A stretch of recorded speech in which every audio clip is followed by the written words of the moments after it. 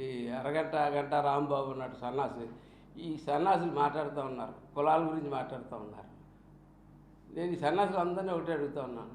పవన్ కళ్యాణ్ గారు కాపు పార్టీ అని, కాపులు ఇదని, కాపులకు అన్యాయం చేస్తున్నారని.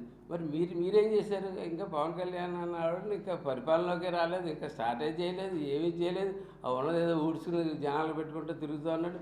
ఆయన ఆదర్శంగా తీసుకుని ఈ కుర్రోళ్ళందరూ కూడా ఊడ్చి ప్రజలకే పెడతా ఉన్నారు. మేము అంత ఎప్పుడు చూసినా మేము ప్రజలకే పెడతా ఉన్నాం. అటువంటిది ఆయన మీద మీరు కులాలు అంటగట్టి మాట్లాడుతూ ఉన్నారు. ఆవేళ జగ్గంపేటలోని పెద్దాపురంలోని నడిచి మీ ఇళ్ళ పక్కనిచ్చే నడిచి వెళ్ళిపోతా మాట్లాడాడే జగన్మోహన్ రెడ్డి, కాపులకి రిజర్వేషన్ ఇవ్వను, తీసేశాను, ఎట్టి పరిస్థితులకు ఇవ్వను రిజర్వేషన్ అన్నాడు.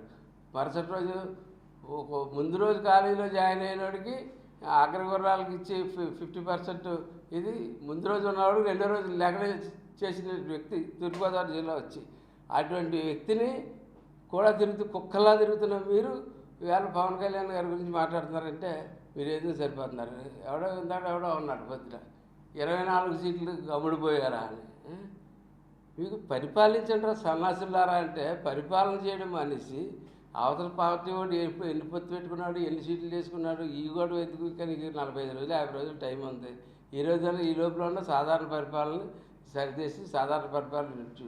మా 24 సీట్లు కూడా అంటావా? మా 24 సీట్ల ఎందుకంటే మా 24 సీట్లకు సరిపడా డబ్బే మా దగ్గర ఉంది. 24 సీట్లకు సరిపడా ఇన్ఫ్రాస్ట్రక్చర్ ఖర్చే మా దగ్గర ఉంది. మీ బాబు దగ్గర 1,00,000 కోట్లు, మీ బాబు పరిపాలన నీకులో మేము 1,00,000 కోట్లు తినేలేదు. మా కాయ కష్టంతో మా నాయకుడు కాయ కష్టంతో పార్టీని నడుపుకుంటూ వస్తూ ఉన్నాం. నేను ఇంకో ఛాలెంజ్ కూడా చెప్తా ఉన్నాను. మేము 24 సీట్లు 100% స్ట్రైక్ రేట్ తోటి మేము ఎదరికెళ్తా ఉన్నాం.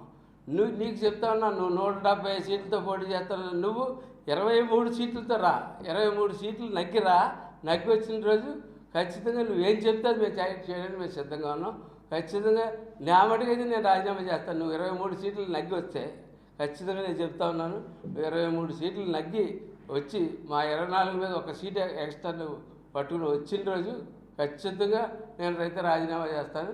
ఒకసారి ప్యాలెస్ దాటి నీకు ఎన్ని సీట్లు వస్తాయో బయటకి వెళ్ళి ఒకసారి మారు యాసం వేసుకుని తెలుస్తుంది నీకు ఎన్ని సీట్లు వస్తాయి. దారిలో కానీ యాసం కానీ ఇప్పే కనుక మొఖం పేలిపోయేటట్టు కొట్టేస్తారు ఆడవాళ్ళు. అది చూసుకోమని చెప్పి తెలియజేసి సెలవు తీసుకుంటాను.